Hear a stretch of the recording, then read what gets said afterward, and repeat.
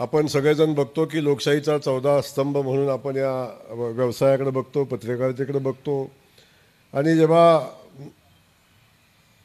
या जगामध्ये चांगल्या घटना, जगामध्ये चाललेलं चांगलं काम लोकांच्या समोर आणतात. आणि लोकांच्या समोर आणत असताना आपण कुठं चुकत असलो तरी आपल्याला जाग्यावर आणण्याचं काम मी कायम सगळ्या ठिकाणी सांगतो. सगळ्या गाड्यांना ब्रेक असतो, राजकारण्यांच्या गाडीला कधी ब्रेक नसतो. त्यांची गाडी अशी सुसाट सुटलेली असते, पण साधा माणूस सहज ब्रेक लावू शकत नाही. पण आमचे हे छोटे छोटे पत्रकारसुद्धा त्या गाडीला ब्रेक लावू शकतात. त्यांच्यामध्ये ती क्षमता, ऊर्जा, ताकद त्याच्यामध्ये असते. त्यांच्या लेखणीमध्ये ती ताकद असते की आमच्या सगळ्यांच्यावर लक्ष ठेवून आम्हाला व्यवस्थित आम्ही रस्त्यानं चाललो आहे का रस्ता सोडून चाललो आहे हे दाखवण्याचं काम कायम आपण सगळे मंडळी करत असता. आणि आज पुण्यनगरीनं स्वतःचं असं एक वेगळं स्थान निर्माण केलं आहे. मी अगदी मनापासून सांगेन की माझ्या राजकीय कारकिर्दीमध्ये अनेक वृत्तपत्रांचा वाटा आहे. त्यातला सगळ्यात मुख्य वाटा आमच्या पुण्यनगरीचाही आहे. सातारा जिल्ह्यात पण ही पुण्यनगरी कायम आमच्या पाठीशी उभे राहते. चांगल्या कामात ठोकायची तर ठोकत असते, काय अडचण नाही आहे, पण चांगल्या कामात सोबत राहते. शेवटी आपण पुढं जात असताना आपल्याला आरसा दाखवण्याचं काम जर झालं नाही तर कदाचित बेबंदशाही होते आणि तेव्हा ती जबाबदारी आपण पार पाडत असता. त्यामुळं पुण्यनगरीला मी मनापासूनच्या या ठिकाणी शुभेच्छा दिन. सोलापूरमध्ये आलो आणि आमच्या पटवारी साहेबांनी पहिला प्रश्न विचारला मला, खूप दिवसापासून आम्ही विमानाची वाट बघतोय, काय होणार आहे भाऊ, नक्की सांगा, कधी येईल विमान. आता पटवारी साहेब विमान आलेलं आहे, विमानाने उड्डाण पण केलेली आहे, पण उड्डाण केल्यावर सुद्धा अजून अनेकांची इच्छा आहे की गोव्याचंच का चालू झालं, मग गोव्यात गेल्यावर कसं होणार, गोव्यातनं काहीतरी तस्करी होईल आणि गोव्यातनं आमची पिढी बिघडून येईल. गोव्याला गेल्यावर पिढी बिघडते हे कुणाला माहिती झालं? ते गोव्याला गेल्यानंतर बिघडून आले होते का? मला काही कोडं सुटलं नाही. गोवा हे आता आंतरराष्ट्रीय पर्यटन क्षेत्र आहे आणि या गोव्यातून जगाच्या पाठीवर कोणत्याही देशामध्ये जाण्याची सगळी सुविधा या गोव्यामधनं होते. त्यामुळं गोव्यातनं आपण शक्य आहे तिथं सगळीकडे पोचू शकतो. त्यामुळं गोवा सुरुवात झालेली आहे. आता पुन्हा मुंबईचं पाहिजे आपल्याला, तेव्हा पुन्हा मुंबईसुद्धा आता चालू होईल. आता काय अडचण याची कारण नाही. आम्ही 15 जूनची तारीख दिली होती, मला वाटते जमून गेलं 15 जूनला. समांतर जलवाहिनीचे पाणी आता वेळेत आले. 15 जूनला दिली होती तारीख आणि ती आपली विमानाची तारीख दिली. थोडं मागं पुढं झालं, शेवटी होत असतं सगळ्या गोष्टी. आता ह्या सगळ्या गोष्टी आता वेगानं होत आहेत. विमानाचंही काम राहिलेलं काम जे आहे तेही या निमित्तानं होईल. परंतु हे सगळं करत असताना आज या जिल्ह्याचा पालकमंत्री म्हणून मला काम करण्याची संधी मिळाली. बाबासाहेब, आज आपण बोलत होता तेव्हा मी बारकाईनं बघत होतो. मी भाषण करताना बाबासाहेबांना पहिल्यांदाच बघितलं आहे,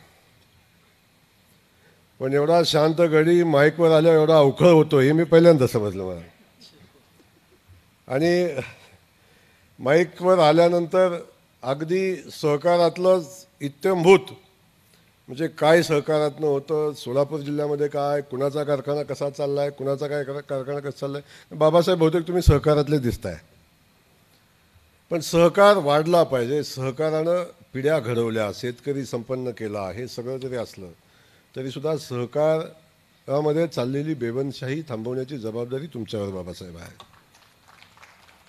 थांबवायची जबाबदारी. आज DCC बँक आपण उदाहरण घ्या, राज्य बँकेचं उदाहरण घ्या. अरे आमचा एक प्रशासक बसला तर DCC बँक व्यवस्थित व्यवस्थित चालायला लागली. याचं आत्मपरीक्षण करण्याची वेळ आहे. राज्य बँक जी हजारो कोटी रुपये तोट्यात होती, ती एक प्रशासक आला आणि ती राज्य बँक आजही प्रशासक आहे, ती हजारो कोटीच्या नफ्यामध्ये राज्य बँक येते.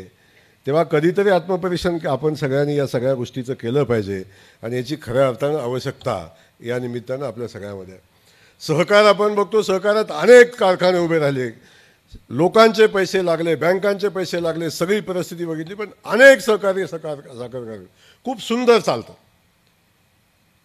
ज्या कारखान्याकडे आदर्शवत कारखाने म्हणून आपण बघतोय, पण कारखानदारी हा स्वतःचा कुटुंब चालवायचा व्यवसाय म्हणून अलीकडे काही लोकांनी बघितलं आणि ती कारखानदारी मुळीत निघाली आणि त्यामुळे सहकार बदनाम झाला. सहकार बदनाम झाला ही परिस्थिती आपण सगळ्यांनी अनुभवली. त्यामुळे सहकाराला सहज बाहेरच्या माणसाला आपण कधी शिवून घेत नाही सहकारात. माझ्यासारखा मी अनेक सहकारी मी आमदार आहे ना, माझ्याकडे सगळीकडे भेटतात साखर कारखानावाले. बाकी काही बी कर, फक्त कारखाना काढू नको म्हणतात. सगळ्यांकडून काय ऐकायचं सचिनदा, फक्त काही बी करा पण कारखाना तेवढा काढू नका.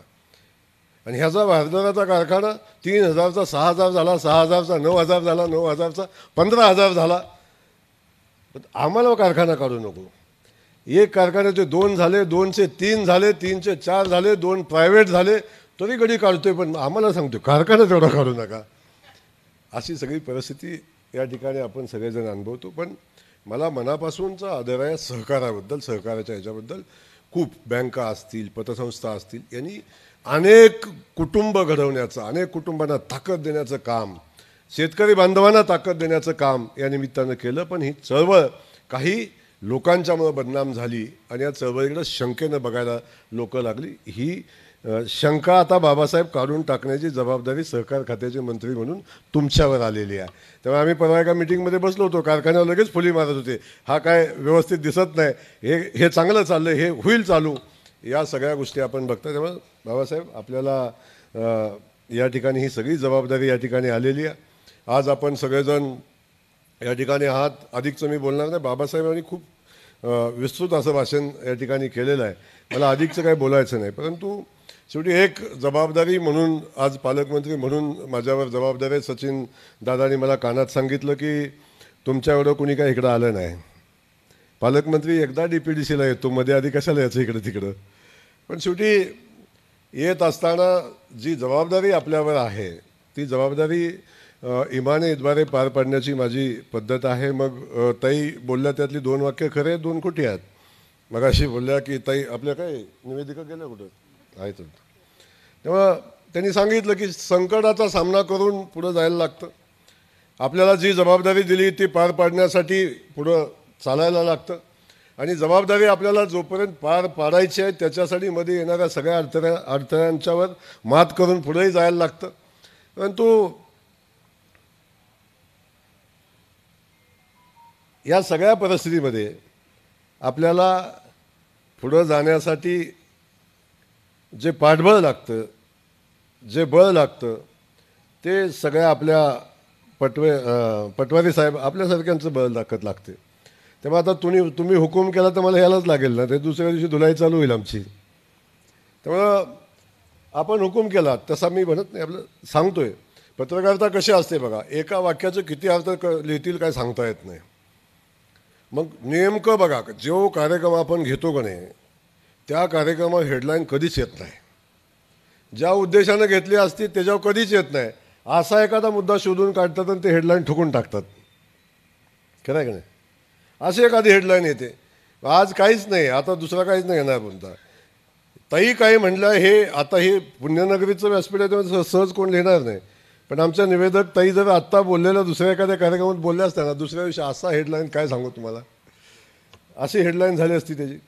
पण शेवटी त्या गोष्टीकडं कुठल्या दृष्टिकोनानं बघावं आणि कुणाचा बोलण्याचा काय अर्थ काढावा हे आपल्या लेखणीतून आपण काढत असता. त्यामुळं तुमच्या सगळेच जण तुमचा सन्मान करत असतात. आज मला आदर आहे, सन्मान पटवारी साहेब तुमचा किंवा पुण्यनगरीचा आणि खास करून तुमचा. एवढं आपल्या व्यवसायाबद्दल, आपल्या वृत्तपत्राबद्दल निष्ठेनं प्रामाणिक काम करणारी माणसं खूप कमी असतात. त्यात आमचे पटवारी साहेब आहेत. त्यांनी या कार्यक्रमाला तुम्ही आलं पाहिजे भाऊ, आम्हाला काय माहिती नाही, माझ्या पेपरचा आहे, वर्धापन दिन आहे, आम्ही हा कार्यक्रम घेतलेला आहे आणि तुम्ही इथं आलं पाहिजे. आग्रहानं सांगण्यासाठी माझ्या घरी रात्री 8 वाजता, किती वाजले होते, 8च वाजले होते, अगदी 8 वाजता घरी पोचले आणि त्यांनी मला हुकूम दिला की आलंच पाहिजे. आता तेव्हा दुसरा काही विषय नव्हता, त्यांना इथंही शंका होती, पण अजिबात नाही. जयकुमार गोरे शब्दाचा पक्का आहे. सहज कोणाला शब्द दिला नाही, दिला तर पूर्ण झाल्याशिवाय सोडत नाही. मग कोणी मध्ये आलं आणि काही घडलं तर फरक पडत नाही.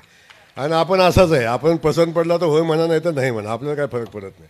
आपला स्वभाव असाच आहे. त्यामुळे आपण भूमिका घेऊन काम करतो. माझा काही इतिहास भूगोल नाही, तुम्हाला काही जास्तीचं अधिकचं माहिती आहे. माझा इतिहास नाही, भूगोल नाही. माझा काय कारखाना नाही, माझी काय बँक नाही, माझा काय इतिहास, वडील काय आमदार खासदार नव्हते. त्यामुळे काय नाही, आपला इतिहास आपणच लिहायला चालू केला आहे. आईवडिलांनी जन्म दिला आणि तिथून पुढं आपण आपला इतिहास लिहायला चालू केला. फार चिंता करत नाही. आपण लिहू बी आपण, पुसू पण आपण, आपल्याला काही फरक पडत नाही. पण आपण पुढं जात असताना सन्मानानं जगणं हे आपल्याला आईवडिलांनी शिकवलेलं आहे. आणि जिथं सन्मान आहे तिथं आपण आहे, पलीकडचं काय आपल्याला माहिती नाही. आपला स्वभाव क्लिअर आहे. त्यामुळे मी या ठिकाणी एवढंच सांगेन, इथं येत असताना मला माझ्या पक्षानं जबाबदारी दिली, माझ्या नेतृत्वानं जबाबदारी दिली, आदरणीय मुख्यमंत्री महोदयांनी माझ्यावर जबाबदारी दिली, इथं पालकमंत्री म्हणून मला पाठवलेलं आहे. तेव्हा या जिल्ह्याच्या विकासाच्या ज्या कल्पना माझ्या पक्षाच्या आहेत, ज्या माझ्या नेतृत्वाच्या आहेत, आणि इथं पक्ष वाढवण्यासाठी जी जबाबदारी माझ्यावर दिलेली आहे ती जबाबदारी पूर्ण केल्याशिवाय मी जाणार नाही, हा शब्द आपल्या सगळ्यांच्या समोर आहे. त्यामुळं ही भूमिका घेऊन मी या ठिकाणी काम करतोय. याच्या पलीकडचं अधिकचं काय मी इथं बोलणार नाही. पण प्रचंड संघर्ष आयुष्यामध्ये होतो. मी इथं पालकमंत्री व्हायच्या आधी संघर्ष तुम्ही बघितला असेल माझा कसा असतो. त्यामुळे मी इथं पोचत असताना असंख्य अडथळे, जर मी एखाद्या संस्थानिकाचा असतो, मी एखाद्या खासदार आमदार मंत्र्याचा मुलगा असतो, तर हा संघर्ष कधीच झाला नसता. माझा संघर्ष शून्यात नाही. एका रेशनिंग दुकानदाराचं पोरगं, एका साध्या शेतकऱ्याचं पोरगं आलं उठलं, संघर्ष कुणाशी तर कधीच खालच्याशी केला नाही, डायरेक्ट संघर्ष. आणि हा संघर्ष करत असताना एवढे स्पीड ब्रेकर, एवढे अडचणी, एवढे प्रसंग, पण या सगळ्या प्रसंगाच्या छातीवर उभा राहून जयकुमार गोरे पुढे चालला. याला कारण आहे की निष्ठेनं काम करतो, लोकांची सेवा करतो. नाही तर माझ्यासारखं पोरगं 4 वेळा कसा आमदार होईल? बाजूनं चारही बाजूनं असा घेरलं ना सगळं संस्थानिकाचं साम्राज्य, आणि त्या साम्राज्यामध्ये मध्ये मी एकटा आहे. पण अभिमन्यूला चक्रव्यूहात जायचं माहिती होतं, बाहेर पडायचं माहिती नव्हतं. पण माझ्या गुरुनं मला सगळ्या चक्रव्यूहातनं बाहेर पडायचे सगळे मार्ग सांगितलेले आहेत. त्यामुळं अजिबात तशी अडचण कधी येत नाही. एवढंच या ठिकाणी मी सांगेन, सोलापूरकरांनी प्रचंड प्रेम दिले. आज मी पालकमंत्री म्हणून काम करतो, मला मनापासून आनंद आहे. याचा आनंद आहे की मी विठुरायाच्या नगरीचा पालकमंत्री आहे, मी सिद्धेश्वराच्या नगरीचा पालकमंत्री आहे, मी अक्कलकोटच्या स्वामी समर्थांच्या नगरीचा पालकमंत्री आहे. मी ज्या वारीचं दर्शन घ्यायला मी गर्दीत तडपडत होतो, तरी पण मी वारीपर्यंत पालखीपर्यंत पोचत नव्हतो. त्या पालखीचं नियोजन करण्याची जबाबदारी परमेश्वरानं माझ्यावर दिली. याच्यापेक्षा काय मोठं आपल्याला लागतं? सिद्धेश्वराच्या नगरीत आज आलो, इथं अक्कलकोटच्या स्वामीचं आपण बघताय हे सगळं. आणि बाजूला आमची संपर्कमंत्री म्हणून मला केलं आहे, आई तुळजाभवानीच्या नगरीचं संपर्कमंत्री केलं आहे. याच्यापेक्षा काय अधिक लागतं माणसाला? ग्रामविकास खात्याचा मंत्री आहे, सगळ्या गोष्टी. मी ज्या खात्याचा मंत्री आहे ना साहेब, जन्माला आल्यापासून स्मशानभूमीपर्यंत जे लागतं ते सगळं माझ्या खात्यात मिळतं, सगळं खात्यात मिळतं. म्हणजे जे जन्माला आल्यापासून स्मशानभूमीत जायपर्यंत काही सांगा तुम्ही, स्मशानभूमी सांगा, वेटिंग शेड मागा, काही पाहिजे ते मागा, सगळं माझ्या खात्यामध्ये मिळतं. प्रचंड ताकद असणारं खातं आज देवेंद्र फडणवीस साहेबांनी माझ्यावर जबाबदारी टाकलेली आहे. त्यामुळं प्रचंड काम करण्यासारखं इथं आहे. सोलापूर जिल्हा हा बघितला आपण महाराष्ट्रातला सगळ्यात मोठा जिल्ह्यातला एक जिल्हा आहे. प्रचंड समृद्धी असणारा जिल्हा आणि तेवढेच कारखानदारी असणारा हा जिल्हा आहे. आपण बघितलं एवढे कारखाने, ह्या कारखान्यात मी एकटाच बिनकारखान्यावाला. त्यामुळं तशी अडचण येऊ शकते, पण अधिक बाकीच्या गोष्टी न जाता पुन्हा एकदा आपल्या पुण्यनगरीला मी मनापासूनच्या या ठिकाणी शुभेच्छा देईन. खूप उशीर झाला आहे, समोरची लोकं सारखी घड्याळाकडे बघतायत, आता कधी थांबणार आहे म्हणून चौकशी करतायत, आम्हाला जायचं आहे म्हणून सांगतायत. आणि पुरस्कार आता बाबासाहेब हुशार आहेत, म्हणले पुरस्कारवाले मागं ठेवा, जर पुरस्कार दिला की पुन्हा सगळा घोळ होईल, आपण एकटंच बोलायला लागेल. तर बाबासाहेबांच्याकडून शिकण्यासारख्या अनेक गोष्टी आहेत. मी म्हणलं कधी साधा दिसतोय, पण साधा बिधा नाही आहे तसा. म्हणजे जसं मला लगेच त्यांनी उठवून सांगितलं, थांबा आधी आम्ही बोलून घेतो मग. त्यामुळं कीर्तनकाराचं घोंगडा अडकल्यावर जशी अवस्था असते तशी यांची अवस्था आहे आता. त्यामुळं अधिकचं न बोलता आपल्याला मनापासून पुन्हा एकदा पुण्यनगरीला शुभेच्छा देतो आणि आपल्या सगळ्यांना धन्यवाद देतो. आपण सगळे मिळून सोलापूरच्या विकासासाठी, या मातीच्या विकासासाठी आपण सगळे मिळून प्रयत्न करूया, एवढंच या ठिकाणी सांगतो. आपल्याला धन्यवाद देऊन थांबतो. जय हिंद, जय महाराष्ट्र. एबीपी माझा, उघडा डोळे बघा नीट.